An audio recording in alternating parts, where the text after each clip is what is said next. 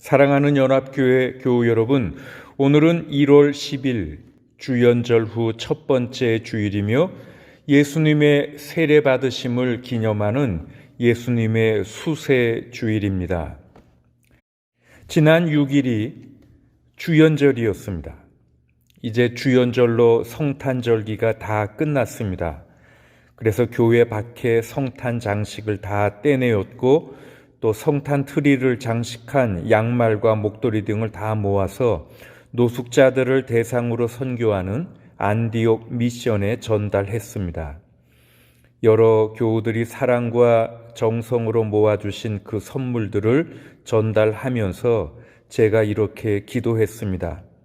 이 양말과 장갑과 모자와 목도리를 하게 될 사람들이, 그 길거리에 살고 있는 노숙자들이 예수님의 따뜻한 사랑을 알게 해달라는 기도였습니다. 여러분, 우리 주위를 둘러보면 얼마나 그 비참한 삶 가운데 살고 있는 분들이 많이 있는지요. 여러분들이 꼭 성탄절기뿐 아니라 1년 내내 그분들을 기억하시고 우리가 사랑의 수고와 섬김을 더 많이 했으면 좋겠습니다. 이 일에 동참하신 모든 교우들께 다시 한번 감사를 드립니다. 그리고 작년 말에 여러분들이 빈병을 모아주신 것들로 그 사랑의 나눔에서 우리가 1,000불을 퍼스트 연합교회 미션에 도네이션 했는데, 그 후에 그 사역에 목적 헌금을 하신 분들이 있어서 579불을 이번 주에 또다시 퍼스트 연합교회에 도네이션 했습니다. 참 감사드립니다. 오늘까지 각 부서들은 작년도 활동 자료들이 있으시면 우리 송전도사님께 보내주시기 바랍니다. 그리고 지난 주간부터 겨울방학이 끝나서 수요 성경 교실이 다시 시작되었습니다. 지난주 교우들께 보내드린 그 링크로 매주 들어오시기를 바랍니다. 기도하겠습니다. 거룩하시고 자비로우신 하나님, 죄가 없으셨지만 성부 하나님의 뜻을 이루시기 위해 세례를 받으셨던 예수님을 묵상합니다. 세례받고 물로 올라오실 때 성령님께서 비둘기같이 임하시며 하늘로부터 너는 내 사랑하는 아들이다, 내가 너를 좋아한다 하셨던 그 말씀도 기억합니다. 예수님께서 순종하셨던 것과 같이 저희들도 오직 하나님께만 순종하는 마음으로 이 예배를 드리오니 기쁘게 받아 주옵소서. 참 마음으로 예배하는 저희들의 몸과 마음을 맑은 물로 씻어주시고 하나님 앞에 합당한 예배자로 서게 하여 주옵소서. 예수님 귀한 이름으로 기원하옵나이다. 아멘. 찬송가 42장 부르겠습니다.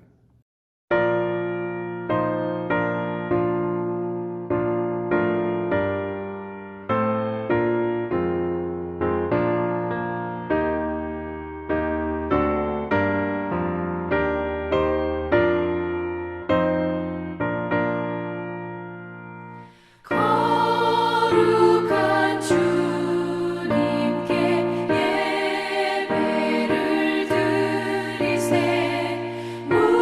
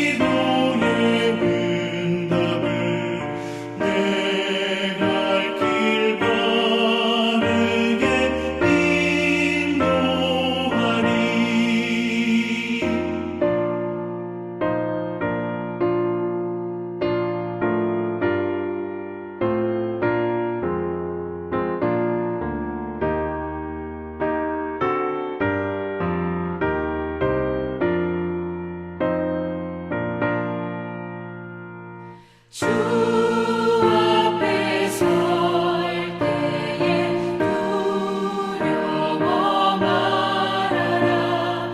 가난한 우리를 도우시리. 보배로운 진리와 온유한 사랑을 주님께 다 바친 귀한 예물, 떨면서 바치는 이 작은 예물도 주님은 귀하게 받으시리.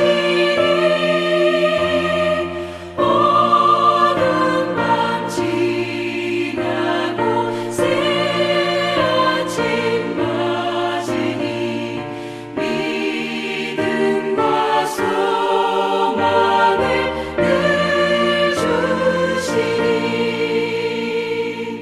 아멘.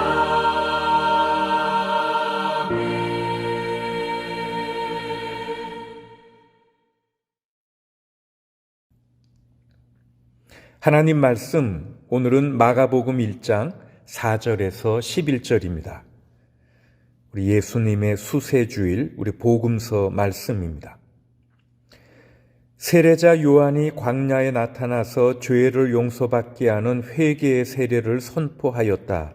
그래서 온 유대 지방 사람들과 온 예루살렘 주민들이 그에게로 나아가서 자기들의 죄를 고백하며 요단강에서 그에게 세례를 받았다. 요한은 낙타 털옷을 입고 허리에 가죽띠를 띠고 메뚜기와 들꿀을 먹고 살았다. 그는 이렇게 선포하였다. 나보다 더 능력이 있는 이가 내 뒤에 오십니다. 나는 몸을 굽혀서 그의 신발끈을 풀 자격조차 없습니다. 나는 여러분에게 물로 세례를 주었지만 그는 여러분에게 성령으로 세례를 주실 것입니다. 그 무렵에 예수께서 갈릴리 나사렛으로부터 오셔서 요단강에서 요한에게 세례를 받으셨다. 예수께서 물속에서 막 올라오시는데 하늘이 갈라지고 성령이 비둘기같이 자기에게 내려오는 것을 보셨다. 그리고 하늘로부터 소리가 났다. 너는 내 사랑하는 아들이다. 내가 너를 좋아한다. 이것은 하나님 말씀입니다. 아멘. 구약에 보면 이사야 선지자와 다른 많은 예언자들이 이스라엘이 하나님의 선택된 민족이라고 믿었습니다. 그런데 그것이 특별한 특권의 사인이 아니라고 생각했습니다. 선택된 민족이라는 것은 특권이라기보다는 오히려 책임의 표시였습니다. 그들은 하나님께서 이스라엘을 위한 사명을 갖고 계시고 그 백성을 위한 목적을 갖고 계시고 그래서 그 목적과 사명을 이룰 수 있도록 하나님이 그들을 민족으로 형성하시고 성장시키실 것임을 알고 그렇게 믿었습니다. 특별히 이사야 선지자는 이것을 이방의 빛이 되는 이스라엘의 책임이라고 묘사했습니다. 그래서 이사야 42장을 보면 나 주가 의를 이루려고 너를 불렀다. 내가 너의 손을 붙들어주고 너를 지켜주어서 너를 백성의 언약과 이방의 빛이 되게 할 것이다. 이사야 49장을 보면 주님께서 이렇게 말씀하신다. 내가 내 종이 되어서 야곱의 지파들을 일으키고 이스라엘 가운데 살아남은 자들을 돌아오게 하는 것은 내게 오히려 가벼운 일이다. 땅 끝까지 나의 구원이 미치게 하려고 내가 너를 뭇 민족의 빛으로 삼았다. 그리고 또 하나 이사야 60장을 보면 이방 나라들이 너희의 빛을 보고 찾아오고 뭇 왕이 떠오르는 너희의 광명을 보고 너에게로 올 것이다. 이런 구절들이 있습니다. 자, 다른 나라들에게 빛이 되기 위해서 하나님의 선택을 받았다는 것, 이 위대한 진리를 이해하고 있는 이 기가 막힌 선언을 보십시오. 그런데 여러분, 이방 나라들의 빛, 뭇 민족의 빛이 된다는 게 무엇을 의미할까요? 이사야는 계속해서 말합니다. 뭇 민족 이방 나라들의 빛이 되는 것이 인기가 없을 수도 있고 이 일을 하는데 어려움이 따를 수도 있고 심지어 이 선택된 민족이 고통을 당하는 종의 형태를 취할 수도 있다. 그렇게 말합니다. 그래서 이 사명을 완수하기 위해서는 자신을 겸손하게 해야 할 것입니다. 나는 선택받은 특권을 누리고 있다. 그런 교만한 생각은 갖지 말아야 할 것입니다. 그런데 하나님의 선택된 민족으로서 이스라엘은 이 사명을 잘 수행해 왔는지요? 우리가 신약성서를 보면 신약성서 저자들은 이스라엘이 이방의 빛이 되는 데서 오는 책임을 다하지 못했고 우상 숭배의 길로 떨어졌으며 그래서 여러 예언자들이 이스라엘을 다시 하나님께로 부르려고 했었지만 이스라엘이 돌아오지 않았다. 그렇게 여겼습니다. 그래서 대주제이신 하나님은 새로운 선택된 민족, 새로 선택된 백성을 세우셨습니다. 바로 그리스도의 공동체지요. 예수 그리스도를 믿는 사람들, 예수 그리스도를 따르는 공동체. 교회는 처음부터 이 사실을 들었습니다. 너희들은 나의 선택된 사람들이다. 너희들이 어디에 있던 어느 민족 사람이건 너희들은 나의 백성들이다. 그리고 처음부터 기독교 교회는 이것이 특권으로의 부름이 아니라 책임으로의 부름임을 처음부터 명확하게 들었습니다. 여러분 생각해 보세요. 박해받아서 사자에게 먹이로 던져지고 박해받아서 십자가 위에서 못 박혀 죽는 것이 무슨 특권이었단 말입니까? 그래서 구약 이스라엘의 실패를 잘 아는 교회는 처음부터 세상의 빛, 열방의 빛이 되라는 부르심이 특권이라기보다는 이건 우리의 책임임을 그 처음부터 아마 실감할 수 있었을 것입니다. 오늘 본문에서 마가는 요단강에서 일어난 예수님의 세례 사건을 기록하고 있습니다. 그래서 10절부터 보시면 예수께서 물속에서 막 올라오시는데 하늘이 갈라지고 성령이 비둘기같이 자기에게 내려오는 것을 보셨다. 그리고 하늘로부터 소리가 났다. 너는 내 사랑하는 아들이다. 내가 너를 좋아한다. 광고 때 말씀드렸지만 지난 수요일 6일은 주연절이었습니다. 우리가 보통 이피파니라고 하는 기독교 절기지요. 이 주연절은 기독교 교회력에서 성탄절보다 더 역사가 오래되었고요. 기독교 초창기부터 부활절, 오순절과 더불어 기독교 3대 절기의 하나였습니다. 물론 한국교회에서는 이가 많이 알려지지 않았지요. 주연절을 뜻하는 이 이피파니라는 이 말은 현현, manifestation 아니면 출현, appearance 아니면 강림, coming 그런 뜻을 담고 있는 말입니다. 특별히 예수 그리스도 안에서 하나님의 나타남, 하나님의 드러남을 의미하는 말입니다. 그래서 초대 교회에서는요, 이 주연절을 그리스도의 탄생과 예수님의 세례, 그리고 요한복음에 나타난 예수님의 가나에서의 첫 번째 기적을 이 절기에 기념했습니다. 그러다가 교회가 서방교회, 동방교회로 나누어지면서요, 주연절의 강조점이 서로 달라지게 되었는데요. 서방교회에서는 주연절에 동방박사의 경배를 기념했습니다. 탄생하신 예수님께 동방박사들이 와서 귀한 예물을 드리고 경배한 것이 하나님의 영광이 아기 예수를 통해서 드러난 것이다. 그래서 이 주연절에 동방박사의 경배를 기념했고요. 동방교회에서는 쭉 이어진 전통대로 예수님의 세례, 그리고 예수님이 첫 번째 기적 행하신 가나의 혼인잔치의 기적을 주연절에 기념했습니다. 예수님의 세례를 통해서 하나님의 영광이 이 세상에 분명히 보여졌고요. 또 가나 혼인잔치에서 물을 포도주로 바꾸시는 기적을 통해 요한복음 2장 11절에서 말한 대로 예수께서 이 첫 번 표징을 갈릴리 가나에서 행하여 자기의 영광을 드러내시니 그의 제자들이 그를 믿게 되었다고 언급한 대로 제자들이 주님의 영광을 분명히 인식하고 주님을 믿게 되었기 때문입니다.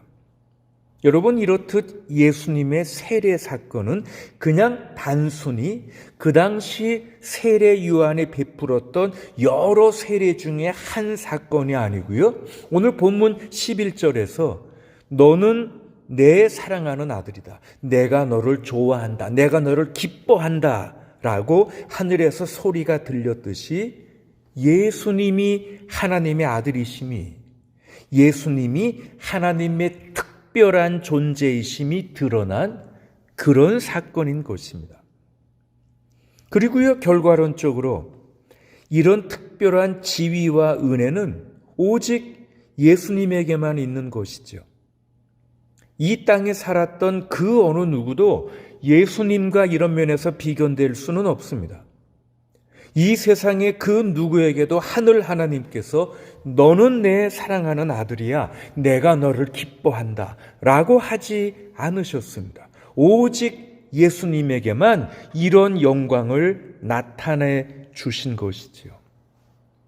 그런 의미에서 우리는 도대체 이분이 누구지? 라고 물을 필요가 없습니다. 예수라는 사람이 도대체 어떤 사람이야? 질문할 필요가 없습니다. 그분은 유일한 하나님의 아들이십니다. 그리고 그분은 하나님의 거룩한 분입니다. 하나님이 기뻐하시는 분입니다.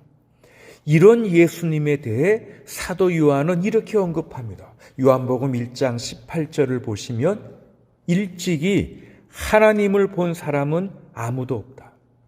아버지 품속에 계신 외아들이신 하나님께서 하나님을 알려주셨다. 여러분, 성부 하나님을 본 사람은 아무도 없습니다. 구약을 보면 때로는 성전에서 하나님이 인간을 만나주시기도 했지만 그건 완전한 실체가 아니라 부분적인 환상이나 하나님의 영광의 상징에 불과했습니다. 그런데 아버지 품속에 계신 외아들이신 하나님께서, 아버지 품속에 계신이라는 이 말은 어떤 위치적이고 장소적인 의미가 아닙니다. 이 말은 성부 하나님과 성자 하나님의 더할 수 없는 친밀함, 아주 유니크한 관계, 그걸 뜻하는 말이죠. 이 특별하신 관계, 이 친밀한 관계에 예수님께서 성부 하나님을 알려주셨다는 겁니다. 드러내주셨다. 그래서 누구든지 아들을 본 사람은 실은 아버지를 본 사람이 되었습니다. 그런데 여러분, 정말 감격스럽게도 로마서 8장 17절에서 사도 바울이 이렇게 말합니다. 자녀이며 상속자이기도 합니다. 우리가 그리스도와 함께 영광을 받으려고 그와 함께 고난을 받으면 우리는 하나님이 정하신 상속자요 그리스도와 더불어 공동 상속자입니다. 여러분, 이게 얼마나 놀라운 말씀인지요.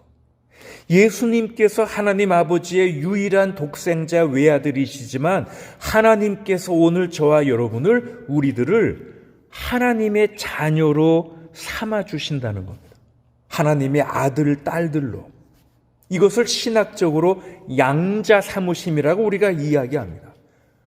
우리를 아들의 영광에 참여시켜 주시는 것이죠. 우리를 예수 그리스도의 은혜와 영광에 참여시켜 주시는 것입니다.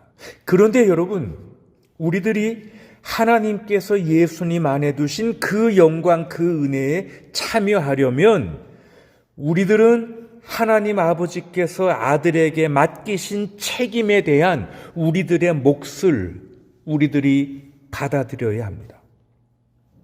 열방의 빛이 되는 것, 뭇 백성 세상의 빛이 되는 것, 내가 세상을 변화시키는 밑거름이 되는 것, 이웃을 섬기는 종이 되는 것, 고통받는 종이 되는 것, 이런 책임들을 우리가 감당해야 하는 것이죠. 말콤 머저리츠라는 사람이 지은요, Something Beautiful for God 이라는 그 테레사 수녀에 대한 유명한 책이 있습니다. 그 책에서 이 저자가요, 테레사 수녀의 말을 통해서 기독교인의 책임, 그 가치와 의미에 대해서요, 이렇게 언급했습니다.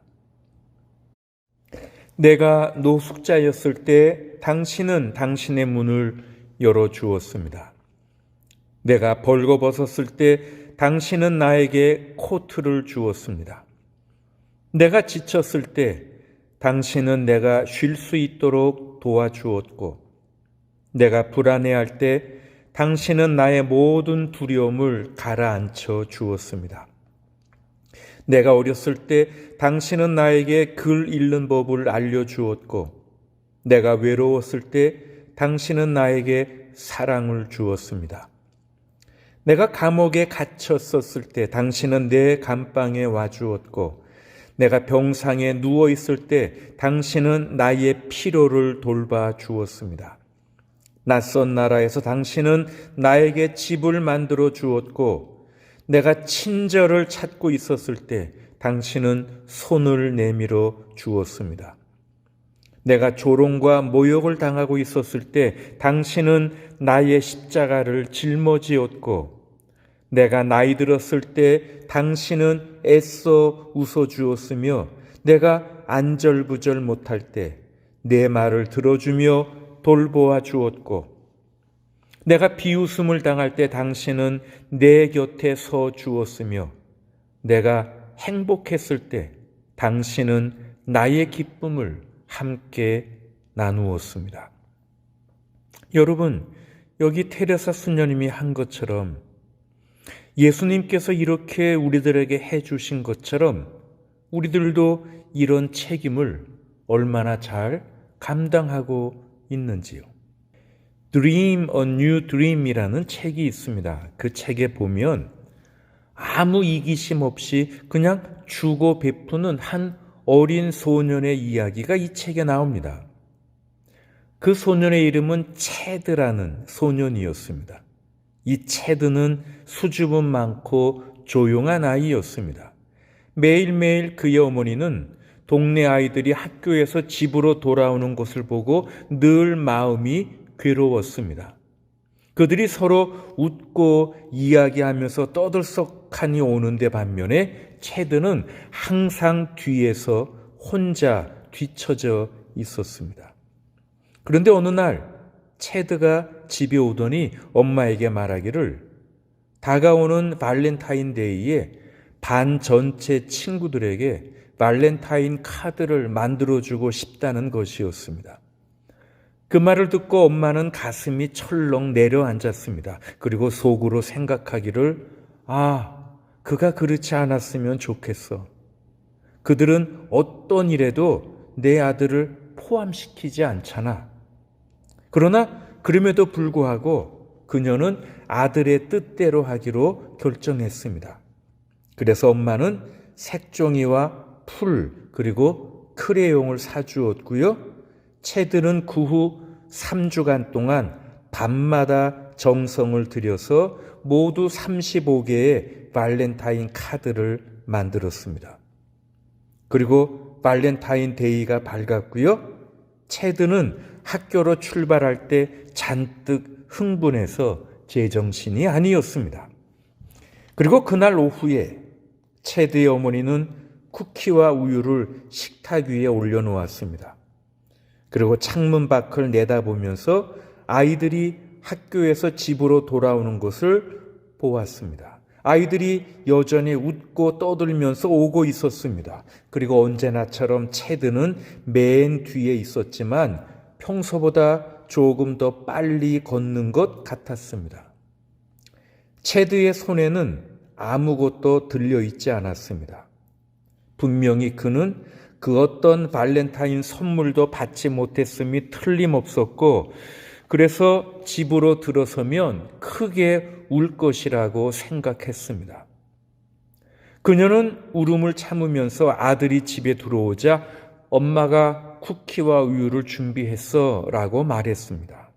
그러나 아들은 그 엄마의 말을 거의 알아듣지 못하는 것 같았습니다. 그리고 얼굴이 벌겋게 상기된 채로 식탁을 그냥 지나면서 Not a one, not a one, 단 한 명도 그렇게 말하는 것이었습니다. 엄마는 마음이 무너져 내렸습니다. 그런데 아들이 계속 덧붙입니다. I didn't forget a one, not a single one. 나는 단 한 명도 빼먹지 않았어요. 나는 단 한 명도 잊지 않았어요. 그렇게 말했습니다. 반 친구들 한 명도 빼먹지 않고 선물을 다 주었다고 익사이팅해 있던 것이었습니다. 여러분 이런 유명한 말을 들어보셨지요? 어떤 사람도 완전히 쓸모없는 사람은 없다. 그는 나쁜 본보기로 쓰일 수 있다. 여러분, 아무 쓸모없는 사람은 정말 없습니다. 이 말은 틀린 말은 아니지요. 그러나 여러분, 우리가 좀 더 사실적으로 말하면, 우리가 좀 더 기독교적으로 말하면 모든 사람은 값을 매길 수 없는 대단히 귀중한 사람들입니다. priceless라고 하죠. 값이 매겨지지 않는 all men and all women are priceless. 이게 기독교적 진리입니다. 우리 모두는 하나님의 자녀들입니다. 우리 모두는 하나님의 사랑받는 자녀들입니다. 우리 모두는 사도 바울의 말을 다시 빌리면 우리가 그리스도와 함께 영광을 받으려고 함께 고난을 받으면 우리는 하나님이 정하신 상속자요 그리스도와 더불어 공동 상속자입니다.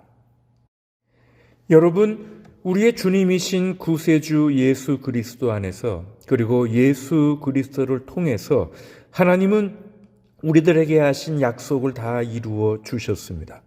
그리고 이 하나님의 사랑의 성취를 이루어 가시는 데 있어서 그분은 단 한 사람도 빼먹지 않으셨습니다. 단 한 사람도 잊지 않으셨습니다. 지금 우리는 세계에서 가장 민주적이라는 미국의 국회의사당이 폭력으로 점거당하는 충격적인 장면을 보았습니다. 아니, 전 세계적으로도 얼마나 폭력적인 일들이 많이 발생하는지요. 그리고 정부나 정치 지도자에 대한 신뢰와 믿음이 거의 밑바닥을 치고 있는 것들을 많이 보고 있습니다. 우리가 살고 있는 이곳도 얼마나 문제가 많은지요.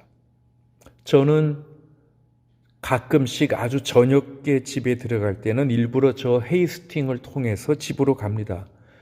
헤이스팅길을 가는 이유는 그곳에 얼마나 많은 노숙자들이 나와 있는가 하는 것 때문이었습니다.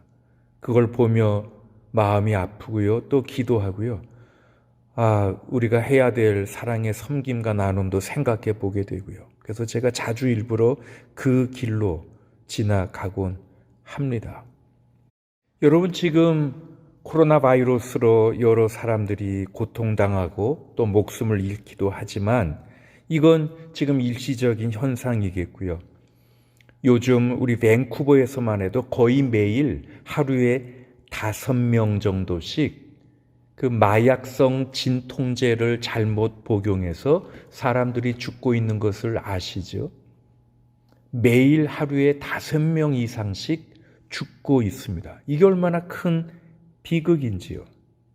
여러분, 분명히 우리들의 공동체, 이 국가 그리고 온 세계는 회복이 필요합니다. 구원이 필요합니다. 우리들이 되돌려야만 하는 그런 잘못된 가치들이 분명히 여기저기 많이 있습니다. 그리고 우리들에게 있어서 그 과정은 바로 지금 여기에서부터 시작돼야지요. 기독교인으로서 만일 우리들이 세상의 빛이 되어야 할 우리들의 책임에 대해 진지하게 생각한다면 we can make a difference. 우리들은 변화를 만들 수 있을 것입니다. 기독교인으로서 만일 우리들이 예수님께서 우리들을 사랑하신 것처럼 이웃을 사랑하는 우리의 책임을 우리가 진지하게 생각한다면, 그래서 계속해서 사랑의 수고와 섬김을 위해 헌신하고 다짐한다면 이 세상은 조금씩 더 하나님의 나라로 변해갈 것입니다. 사랑하는 교우 여러분, 2021년 금년 한 해, 이 새해에 우리들을 이 세상의 빛으로 부르신 하나님의 부르심과 사명에 더욱더 힘을 내는 온 교우들이 되시기를 주님의 이름으로 축원합니다. 아멘. 찬송가 552장입니다.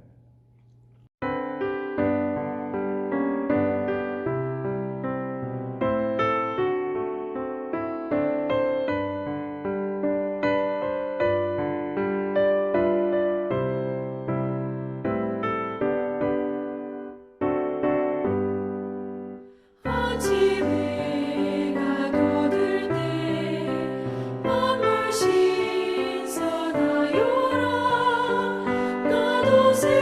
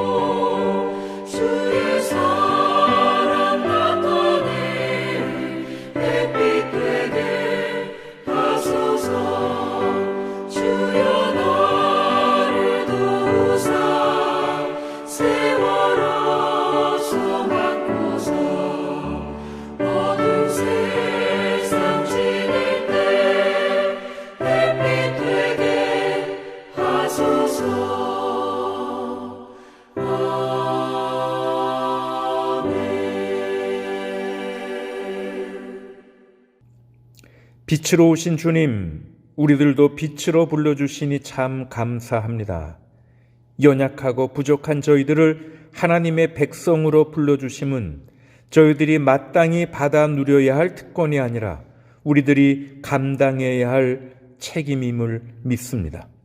저희들을 어두운 세상의 빛으로 불러주신 하나님의 뜻을 깨달아 마음에 새기고 바로 여기에서 세상의 빛이 되어야 할 우리들의 책임에 대해 고민하며 내가 발 딛고 서 있는 주의를 밝히는 사랑의 수고를 감당하는 한 해가 되게 하여 주옵시고, 더욱더 예수님을 본받아 하나님의 뜻을 이루며 하나님의 영광을 드러내는 삶을 살게 하여 주시옵소서. 저희가 희망 속에 한 해를 맞았습니다. 주님, 금년 한 해 저희들의 발걸음과 동행하여 주시옵소서. 저희들을 지켜 주시옵소서. 이 재난에서 속히 온 땅을 구원해 주옵소서.